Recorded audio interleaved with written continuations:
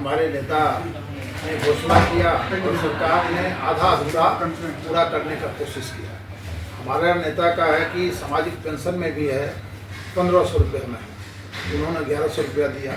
हमारे नेता का विजन है 200 यूनिट बिजली फ्री, इन्होंने 125 यूनिट किया। तो इसी तरह जो भी आदरणीय तेजस्वी प्रसाद यादव ने घोषणा किया उनका नकल किया गया, लेकिन नकल में भी आधा अधूरा किया गया। अगर पूरा कर देते तो ज़्यादा खुशी है।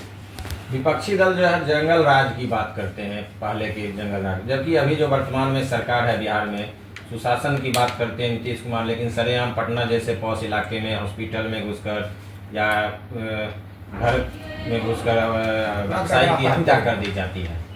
तो पिछली जो जंगल राज की बात करते हैं विपक्षी दल, उस पर क्या कहते हैं? नहीं, जंगल राज तो था ही नहीं किसी तरह, वो तो प्रजातांत्रिक राज था। गरीबों का हक मिलता था उस समय, उससे ज़्यादा गरीबों का हक कभी मिला ही नहीं था। कम से कम आप भी जान रहे होंगे, और जब जो आदमी जिनका 1990 से पहले जन्म हुआ वो जानते हैं कि आदरणीय लालू प्रसाद यादव ने कैसे गरीबों का हक दिया, लेके गरीबों का आवाज़ बन के आए। तो जंगल राज तो कहीं किसी के द्वारा कोई अपना कर दिया, बोल दिया कि उसको लोग अपना भुनाते रहते हैं। बच गया अभी की बात, तो निश्चित तौर पे कानून व्यवस्था जो है उसकी स्थिति खराब है। सरकार को कानून व्यवस्था की स्थिति पे सुधार देना चाहिए। जब तक कानून व्यवस्था की स्थिति सुधार नहीं होगा, न इस बिहार में इंडस्ट्री लगेगा, न शिक्षा संस्थान चलेगा, न कोई रोजगार होगा। इसलिए सरकार को निश्चित तौर पे जो कानूनी व्यवस्था जो है, विधि व्यवस्था, उसको सुधार करना चाहिए। आप प्रशासनिक विभाग से सेवानिवृत्त हो चुके हैं, ऐसे में हसनपुर प्रखंड क्षेत्र ही नहीं, हसनपुर विधानसभा में जल जमाव की एक बड़ी समस्या रही है। यहाँ के किसानों को उससे बहुत समस्या होती है। इसको लेकर यहाँ के किसान और जो किसान संगठन के नेता हैं उन लोगों ने डीडीसी, डीएम सबसे मिलकर अपना प्रस्ताव रखा था, लेकिन जल निकासी की समस्या अभी तक यहाँ के चौरों से नहीं दूर हो सकी है। तो आप उस जगह से आए हैं, तो इसको दूर करने का प्रयास?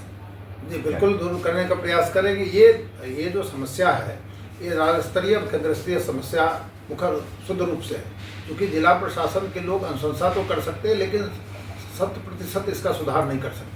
तो निश्चित तौर पे जब हम चुन के आएंगे तो इस समस्या को जहाँ भी उच्च स्तर पे और जहाँ पे समाधान होगा वहाँ पे जा कर के मिलेंगे लोगों से, और हमको उम्मीद है कि सरकार इसमें सहयोग करके और ये समस्या का निराकरण करेगी।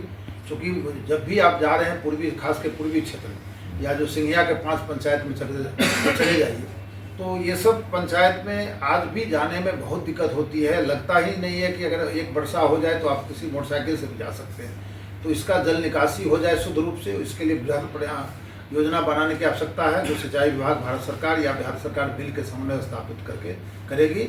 और तब जो है RCD है या WD इसको सड़क निर्माण करेगी, तब भी हम लोग दूर दूर तक जाएंगे। सिंघिया, आपके हसनपुर विधानसभा में सिंघिया प्रखंड के 5 पंचायत है। आज तक जितने भी विधायक या MP बने हैं, आज तक सभी उस 5 पंचायत को नजरअंदाज ही किए हैं, जिसका कारण आज आप कई बार दौरा कर चुके हैं सिंघिया के 5 पंचायत, जहां पैदल चल पाना भी एक बारिश में मुश्किल होता है।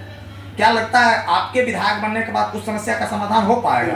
क्या आप भी उसी पूर्व के विधायकों की तरह आप भी उसको भूल जाएंगे, क्योंकि सिर्फ 5 पंचायत है? नहीं, भूलने का सवाल ही नहीं उठता है। आज तक तो भूला गया, इसी कारण से तो ये स्थिति बनी हुई है। बस 2 मिनट मैंने अपना परिचय ही दिया कि मैं प्रखंड विकास पदाधिकारी के रूप में रहा, और मुझे जो महसूस हुआ है, और ये महसूस सारे जनता और आप लोग भी करते हैं, कि 80% लोगों की समस्या जो है वो समस्या आपको ब्लॉक, अंचल और मंडल से जुड़ी है। 10% आप चले जाइए जिला स्तर से, और 2-4-5% जो मामले न्यायालय से संबंधित है। तो मुझे अनुभव प्रखंड विकास पदाधिकारी से लेके प्रभारी जिला पदाधिकारी तक, अब और रेवेन्यू विभाग में डायरेक्टर चकबंदी से लेके विशेष सचिव का है। तो मुझे उम्मीद है कि हम सरकारी पदाधिकारी जो स्थानीय स्तर हो या ऊपर के स्तर के, उससे समन्वय स्थापित करके ये काम करेंगे।